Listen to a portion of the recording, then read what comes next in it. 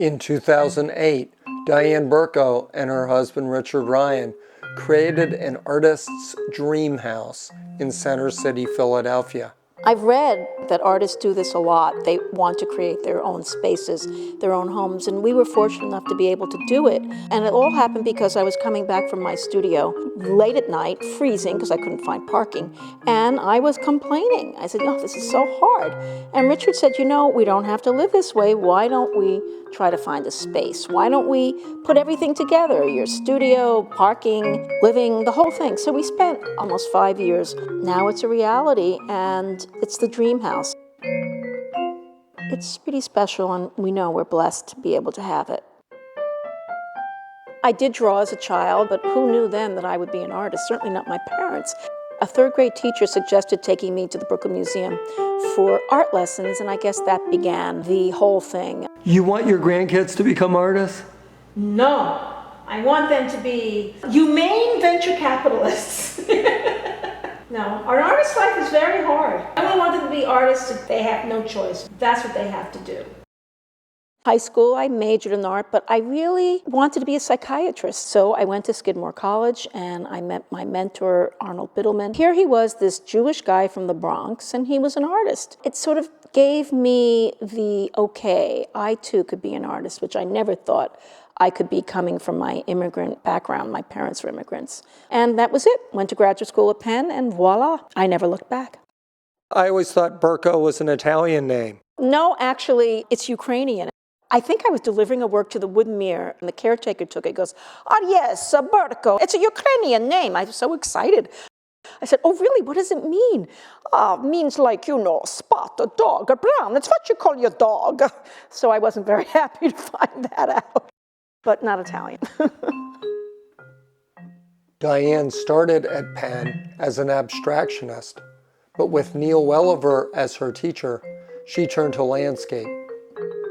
And I realized that the landscape allowed me to still be an abstract painter. And that was it. I could look at the landscape from above. It became even more abstract. I could do whatever I wanted. I could move things around. I could move color, shape, form. And I think I'm still doing that. She used found photographic reference at first, but eventually she met the environmental artist James Turrell. In '77, that was like a pivotal year for me. I flew with Jim Turrell into the Grand Canyon in his little Helio Courier. All of a sudden, I had my own photographs. It was mine, and it was from the air, and that seems to be my preferred view, because it's abstract. I love monumental landscapes. I love geology. I love the earth and watching it change, knowing that it has changed. Clearly, science, geology, nature, they're things that drive my work. I'd say for 4/5 of my career, I've been involved in awe-inspiring images, the sublime taken into the 21st century. Since about '06, that's really changed.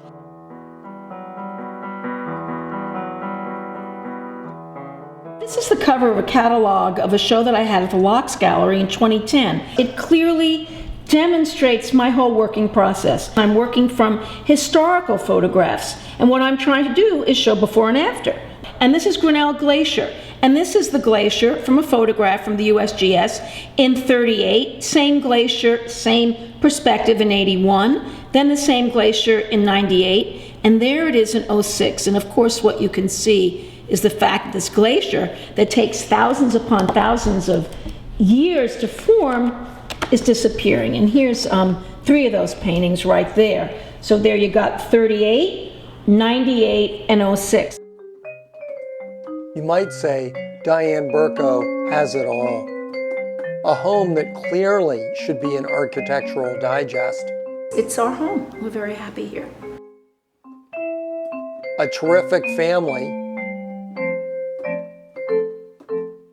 He has an artist's eye, so he really knows how to do things.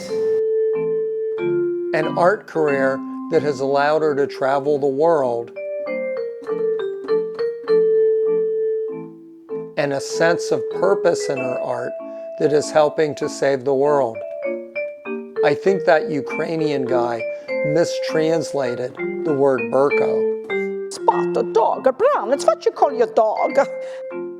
Burko actually means wonderful.